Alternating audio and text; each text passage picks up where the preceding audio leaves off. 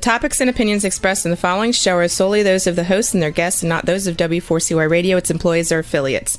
We make no recommendations or endorsements for radio show programs, services, or products mentioned on air or on our web. No liability, explicit or implied, shall be extended to W4CY Radio or its employees or affiliates. Any questions or comments should be directed to those show hosts. Thank you for choosing W4CY Radio. Welcome to the Ask the Expert show on W4CY Radio and Talk4 TV, where we bring you educational information from top local experts in the fields of legal, health, financial, and home improvement. Now sit back and listen to experts in family law, association law, hearing loss, business brokers, home care, along with many other topics. Now here are your hosts, Steve-O and Sophia. Hey, good afternoon, Dallas-Fort Worth, my favorite city. Yeah, my favorite city because I am literally from Plano, Texas, and we're modulating out of South Florida. I love the Dallas-Fort Worth area. Went to University of Texas in Austin and also Hillcrest High School. So we finally discovered a way that we could put the show not only on radio, but we can also do it on TV. And we've been doing this now for about 3 months. I cannot tell you the exposure that we're getting. I can't even begin to tell you how many emails that we get now on a daily basis. People who are finding our shows. We're in 8 different markets. But like I told you, this is my favorite for one reason. And another reason, our expert tonight, we have been probably together doing this at least over 2 years. And I got to tell you, one of the most loyal experts I've ever had. And people love the information he puts out about home loans, mortgages. And it's kind of a touchy topic now because I hear people complaining about mortgage rates. And it's not the mortgage people's fault, but we're going to get to understand that today. And I couldn't ask for a better person than Chris Shoemaker with Red Diamond Home Loans. This is very weird, Chris. Yeah, no, it's good. It's good. I like it. The visual aspect of this is certainly an addition. Well, I got to tell you, you are considered one of the top mortgage lenders in the Dallas-Fort Worth area. And I got to tell you, when I start promoting this week that you were going to be on the show, all the letters I'm getting are what is going on with mortgage rates. But before we go there, we have so many new people who never even heard you do a show before. Tell them about your company and about yourself. No, absolutely. Thanks for the opportunity, Stephen. So my company, I run Shoemaker Mortgage Team. It's a division of a company called Red Diamond Home Loans. So Red Diamond Home Loans is a small boutique lender out of Southlake, Texas, just north of really the airport, the DFW airport. We are a very small family-owned business. We take a lot of pride in what we do. We don't want to be a big bank. We don't need to be the lender that has sports stadiums with our names on them, because you know who pays for that? The consumer pays for that. So the way that we do things is to be able to provide the best level of service, that neighborly sort of service, that white glove sort of service, but also keep costs and rates as low as possible. And we're very good at that. That's the secret sauce. It's not very secret. We just keep costs low and we can pass that on to people. Is it true that people also get a free Campese's pizza when they no, I can't even do that with a straight face, Chris. That's a good name drop here. Well, I grew up on that. So you are really customer oriented. That's what's important to you. Yes, absolutely.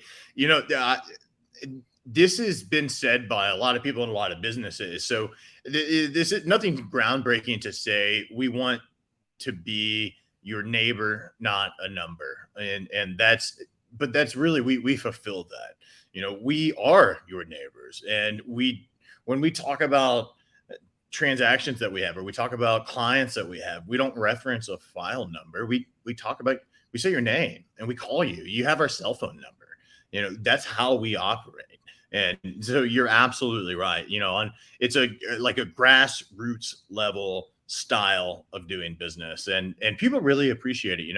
And in a day and age of not ever really talking to anyone, it goes a long way to be able to do that. Yeah, I'll text you, and we can text and we can email and we can have our phone calls, but we can also shake hands and go to have a lunch and talk about this stuff if that's what we need to do. And that goes a far way. So let's get to these emails, Chris. What is going on? Why are rates going up? What does the future look like? I apologize, Stephen. I didn't catch that. It broke up right in the middle. Why are it looks like rates are going up. That's all we hear about. Mortgage rates going up. When's it going to stop? And what's the future look like? So rates have been going up. Roughly, what was it now? Probably a year and a half ago, rates started going up. Prior to that, during the thick of the COVID pandemic, kind of when we were hearing about that the most, and when we're seeing the most impacts of that, rates were at record lows, like literally lower mortgage rates than they had ever been, ever. And that was awesome. I mean, for a guy that sells mortgages, like that's a really cool thing. And a lot of people got used to that. It lasted for probably a year or a little over a year that you could borrow money just insanely cheap. That was awesome. Since then, what happened was at the end of inflation, roughly a year ago now, a little over a year ago now, the Fed started to change what they had been doing. So the Federal Reserve, runs the United States monetary policy. And right now they're tackling inflation. So inflation started going up, and they started realizing that some of the things that they had done during COVID to keep the economy going were now affecting the economy negatively. So giving people all of this cheap money meant that people spent a lot more money than they previously did. When people spend a lot more money, then prices go up. When prices go up, inflation goes up. So now they have to unwind that. The Fed started raising their rates at that time, a little over a year ago. And what that means is the Fed raises their rates, and that's the rate at which banks get their money. So when big banks, like institutional banks, get their money, they get it from the Fed directly. They get it from the spigot, and that's the spigot. So they increase the cost of that, which in turn increases the cost of which banks charge consumers. When borrowing, and this is any sort of borrowing, whether it's home loans or car loans or credit cards, anything like that, when those costs get more expensive, people spend less. And that's their goal. Now they want people to spend less, because spending less creates lower inflation, just like spending more created higher inflation. Now they've actually got to the peak of it, and we've seen a little bit of relief over the last month and a half or so.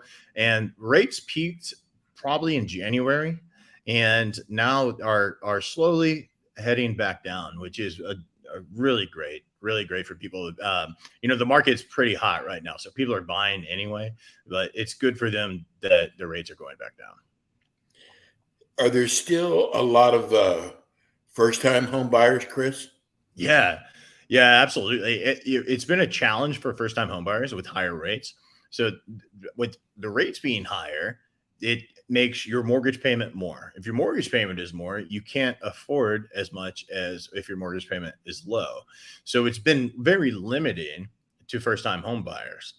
Luckily, with rates going down, it's going to help first-time home buyers quite a lot. Well, we got a lot of letters from first-time home buyers. They're a little nervous. They don't quite understand what's going on. But should they wait maybe 6 months, or should they go ahead and jump in and buy their houses now? No, I wouldn't wait, and the reason why, and so it's easy. It's easy to say. I've heard other people say similar things. Even like on Instagram, you can look on Instagram. There's some people that'll say this, and in the comments, people will say, "You're just trying to sell houses." So well, okay, just quote me, and we'll see what happens. And this is the bona fide truth, and I'm going to sell houses no matter what. I'm going to sell mortgages no matter what. There's always going to be people buying. But Right. This is, if I was a first time home buyer, this is what I would think about. So right now, particularly in North Texas, there is a very empirical, very mathematical housing shortage. And that doesn't mean that that's not the homeless folks that you see on the street. That's a little piece of it, but a lot of those folks are, that the housing market has nothing to do with that. So what that means is that there are adults with roommates, whereas one of those people would buy a house if they had a house to buy. Or there are families living together that, maybe it's grandparents and parents, and they would have separate houses if they had the opportunity to buy those houses. Or there's people living in a house that's kind of torn down, that shouldn't really be a house anymore. And they would buy a house and move into it if they had the house to buy. And then if they did, then that house would be torn down and they'd build another one. Those are Right. That's how the housing shortage is calculated. There's not enough houses to take care of those people. When COVID started, builders got scared, and I understand why. So in 2008, builders were really left holding the bag. Lots of builders went out of business. Lots of builders had so many houses left over that they couldn't sell, that they went bankrupt. I mean, if they didn't go out of business, they went bankrupt. So when COVID happened, they were still kind of scarred from that. And they were very hesitant to keep building houses. So they slowed down. Now they're trying to catch up, but they're so far away from catching up, it's going to take years. So the only way that we're going to fix the housing problem is with more houses, but the people that create more houses are years behind. So this isn't going to slow down anytime soon. The housing issue that way is going to get worse as rates continue to go down. So rates peaked about a month and a half ago. And for a long time, for as long as rates have been high, a lot of these people, those people that are living with their parents still, or living with, adults living together that would buy a house, those people are just holding out. They're waiting as long as they can. They want rates to go back down so they can buy more house, so they can buy more affordably. What's going to happen is, as these rates continue to go down, more and more of these people will start choosing to buy. But there's only so many houses still, and there's still not enough. So that means that they're all going to be looking at the same houses. We've already seen bidding wars start. We've already seen houses that, particularly in the first time home buyer price range, that have had 12 to 20 offers over a weekend, even right now. And that's only going to get worse as more and more people enter the market. And so I would buy now. I would not wait, because prices are going to go up, and that's what's going to happen. If you have 20 people making an offer on a house, one of them is going to offer higher than the rest. God, I remember Highland Park, Chris. Yeah. There were so many teardowns because the land was worth so much money. And I remember Highland Park was like that. And I remember Lake Highlands, an area of off of Hillcrest and Walnut Hill. I think Mark Cuban used to live down there closer to Preston Road. Again, they were a lot of teardowns and building these beautiful homes. But what areas are hot right now in the Dallas-Fort Worth area? So those areas will always be hot. I mean, so I know you're not talking about those. For first-time home buyers in particular, they're not going to be looking at those areas. Nope. So where they're looking right now is much further out. Really, the first-time home buyer hotspots are even 5 years ago, it was Plano, Frisco, some areas of Garland. Now it's not even those. I mean, you have to have some money to live in those places. So even Garland? Yeah, in a lot of areas of Garland. Oh, wow. Absolutely. So you have to go even further. So now we're talking places Further north primarily. Wow. Anna, Okay. Melissa, Prosper. Those are the places that are filling up very quickly, and those are the new subdivisions. Those new houses are. Well, it's the market, I can already tell, is much different in the Dallas-Fort Worth area than it is here in Florida. What about getting approved for a loan? What's involved with that?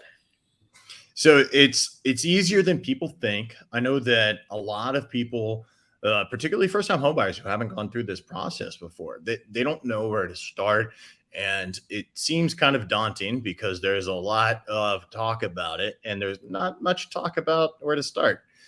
So it's I'm glad you asked that question. You start on the mortgage side. So the mortgage side is not the fun side. Most people end up, whether they're cooking dinner and they're just scrolling through their phone or on the couch at night or trying to go to sleep, they're going to download Zillow or something and they're just scrolling through houses. That's the fun part. And I completely understand. But at the point where you become actually serious that you might buy a house and you put together some sort of a little timeline for yourself and okay, my lease is up or this is when I'm moving or something like that, and I may need a house at that point, the next thing you need to do is talk to a mortgage lender like myself. And a lot of people will go to their bank. That's fine, but banks do a lot of stuff there, and they only have their own products. A person like me can shop many different outlets and will get you a much better deal most of the time. But any mortgage lender. So talk to a mortgage lender, because what that's going to do, a mortgage lender is going to take an application. It takes like 10 minutes. We're going to look at a couple documents like your pay stubs, your W-2s, your ID, make sure you are who you say you are. And then from that point, we're going to put some numbers together for you. We're going to tell you, this is what you can qualify for. This is your price range on paper. And that helps a lot. If you're looking at houses at $700,000, but you can only afford $300,000, it's a pretty important point to know when you're starting their home shopping process. Right. Absolutely. There's a lot of people who can afford $700,000, but only want to spend or pay the mortgage for a $300,000 house. So that's important too. And we can start putting together numbers for you for specific houses. And then once you have that information, now you're a savvy home buyer, a lot more savvy than just browsing or thinking, oh man, maybe someday I'll buy a house. So the first thing, even if you're not for sure you're going to buy a house, it doesn't cost you anything. You can get pre-approved and we'll kind of guide you through that process. Is it, Chris, here in Florida, everybody's advertising that they can basically get anybody approved. Doesn't matter what your credit's like or anything. Is that really the case? No, that's not the case. That's not the case at all. Now they might end up approving you for a $20 mortgage, but that's not going to go real far, Yeah. So there are basically 4 types of mortgages that constitute 97% of the homes purchased in the United States. And those are the government-backed mortgages. That other 3%, those are called non-QM, non-qualified mortgages. And those are specialty loans that have much higher interest rates and have much just different qualification guidelines. So we're not going to talk about those, but we will talk about the 4. The 4 are FHA, which is the most common first-time home buyer loan, conventional, which is the second, really the most common loan overall, but the second most common for first-time home buyers. And then the other 2 are VA and USDA. VA is for military veterans and USDA is for more rural areas. So not a lot within Dallas, Fort Worth, but around the edges, that's certainly something that could be compared for someone. All of those 4 have minimum credit standards. Now, conventional is going to have a minimum credit standard of 620. FHA is going to have a minimum credit standard of 580 for that minimum down payment. If you put down more money, you can get that credit score lower, you even down to 500 in some cases. But that doesn't mean that you're going to be approved for the house you want to buy. It doesn't mean that you're going to have the money to actually put down for the down payment for that house that you want to buy. So those are important standards to know. And since they vary a lot and they change a lot, and we're always welcoming people to ask us about it so we can actually guide you the right way. I'm going to give you a long-winded question, but I want people to understand what you do. You don't just make home loans. There's a lot of legwork. There's a lot of price comparison. There is a lot that you do before anything's actually done. Can you go over some of those things? Yeah, no, I really appreciate that question too, Stephen. So there's a lot. There's even for people that have bought multiple times, there's so much background work that they don't know about. Yes. I have a full staff. We have people that we pay, they're full-time employees. We have people that just work up numbers. We have people that almost exclusively just contact other companies and government or organizations in order to get information that we need.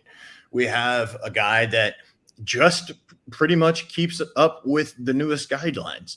And all of that plays in together. So when someone applies for a mortgage and they go and they find a house that they want to buy, that's really when some of this kicks off. At that point, not only am I going to work on it, I have a operations officer that's going to take care of it. I have a processor who's going to process information. We have an underwriter. The underwriter is actually going to evaluate the information. We have a closer. The closer is going to put it all together so where you actually have paperwork to sign and you will officially own it. And then after all the closing and after you close your house, we have a person called a post funder, and the post funder takes all of it and makes it into an actual file that you can pay. So there's so much that goes on through the process. When we talk to the IRS, we talk to the Social Security Administration. There's even a background check done with the FBI to make sure that you're not a known money launderer. There's so much that goes on that people don't realize. I really appreciate that question. Well, I knew there's a lot that you do in the background. I didn't even know there was that many things. There's a lot of hands involved in this. No, it's not so easy, is it, Chris? No, it's not. It's not so easy. You earn your money. It's wild. Oh yeah, I sleep well about that. Yes. But yeah, there's a lot of hands involved. Very important. Got to keep getting people that are listening on radio want to know what your phone number is. They can see we're scrolling right now. We've got your email up there, but if you're listening on radio, Chris, give everybody your phone number. Yeah, of course. My phone number is 469-209-5992. That's my business cell phone number. You can actually text that as well. More than happy. I text people all day about this stuff. This is what you do. First of all, you help fulfill people's dreams. I mean, buying that first home. That's the best part. Oh, yeah, no kidding. When they've heard that they've been approved, and that you're not the one who are setting these prices. I wanted people to know that. that, the feds are the ones responsible for that. So if you don't like what it costs to get a mortgage nowadays, don't blame Chris. No, please. yeah. Let me give you his home number. You can call him at 2:00 in the morning. Chris, I have people who are asking me, because we also have an older demographics also. And I think we're getting some of their questions. And I already know that you really don't do these reverse mortgages. Can you tell any people about the reverse mortgage? Yeah, and we have outlets for reverse mortgage. We don't do as many of them, but reverse mortgages are very interesting. And there's a bit of a connotation about reverse mortgages. Yes. Because for a long time, there were a lot of people who had less than good intentions about the reverse mortgage business. And since then, the government has done a lot to straighten that out. And most of the reverse mortgage stuff that goes on, really almost all of it, I don't even know if you could make a bad reverse mortgage anymore. There are just so many regulations around it. But you can even buy a house with a reverse mortgage anymore. And that's the biggest, if we had to sum it down to one thing that people don't know about the reverse mortgage, that's it. It's not just necessarily for the house that you live in. Sure, you can turn the house that you own into a paycheck every month. That's the very basic what a reverse mortgage is. But if you're going to move and you want a different house, you can buy that house with a reverse mortgage.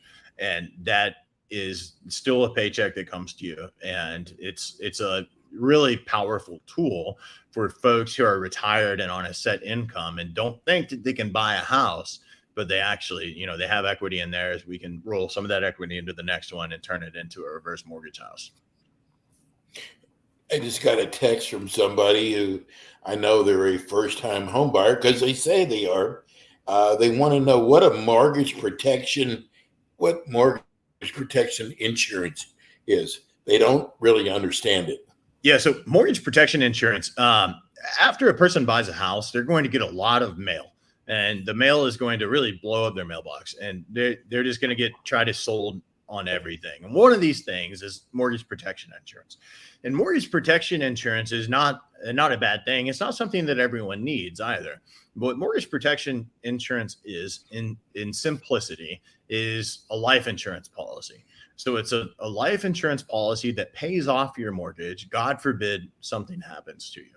And so this is mostly good for families, for people who have children, people who have a primary income in the household, or people that just really like the peace of mind of what's going to happen later. So the insurance is a decreasing term. And so it actually goes against the mortgage. So it directly pays off that mortgage. If something happens to you, then there's no more mortgage. Your family gets to live in the house. Well, God, I would think everybody would want to do that. Right. And we can handle that as well. We do a lot of that. It's not for everyone, like I said, but it's one of those things that it costs nothing to check out. And so we show it to everyone along the way. Okay, Chris, I hope you're ready for this. Is always my final question, but it's always the most important question. I've been doing this now for 10 years, and I love doing this question because it's so important. Why should I hire your company? You're not going to find anyone like us, Stephen. It's the stuff that I said earlier, and there's probably a lot of people that haven't caught that, but you're going to talk to me. You're going to be able to text me on my phone. We're going to give you the best rates and fees that you can find. Let's make it simple. I do real estate loans for real estate professionals. So the people that know everyone, the people that can find the best deal, they come to me because they know that I'm going to be the best and I'm going to take care of them at the highest, quality. And that means a lot. That means the world to me. So that's it. If we had to sum it down. Well, I'm going to tell people, I'm going to let them in on a little secret because we've been doing this show for so long. The phone calls all come to me. Once in a while, they would come across the desk at the radio station. We had more, mortgage lenders call us up after they heard Chris's show saying, how do I get a show like that? Now, usually when there's a competitor doing a show, the negative comes out. Do you know, in 2 years' time, I've never had one mortgage company to put you down, Chris? You know what I'm saying? I appreciate that. Can you believe that? I'm glad that I am setting a decent standard for everyone. It's not too hard to tell the truth and help people. That's kind of my standard. I hear you. Well, let's give everybody your phone number again. Yep, absolutely. It's 469-209-5992. Folks, I got to tell you, maybe you're not selling your house today or buying a house today, but you never know what's going to happen in the future. I really want you to write Chris's number down because I'm going to tell you something happens all the time. People go, what was that guy's name on Ask the Experts, or that woman on there? And you're going to be sorry if you don't, because we bring in the finest, the creme de la creme, and people that we know are going to help you. So I hope you wrote Chris's number down. If you want to hear the show again, all you got to do is go to iHeart. That's a good one, or YouTube, and put in there Ask the Experts Dallas, and it'll bring up today's show. You can listen to it anytime.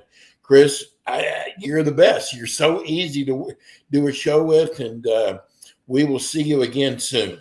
No, I appreciate it, Steve. It's wonderful talking to you again. I know I've said it probably 3 times, but okay, stop buttering me up. The price is still the same. And we're going to be back with you again next Wednesday with Ask the Experts, Dallas Fort Worth. Everybody, have a great week. We'll see you soon. Thanks again, Chris. Excellent. Thanks so much, Steve. Thanks for tuning in today to the Ask the Expert show on W4CY Radio and Talk4 TV. Tune in next week and every week to hear more from our experts on personal injury, insurance, air condition repairs, estate planning, Medicare, and many other topics in the areas of legal, health, financial, and home improvement. See you next week.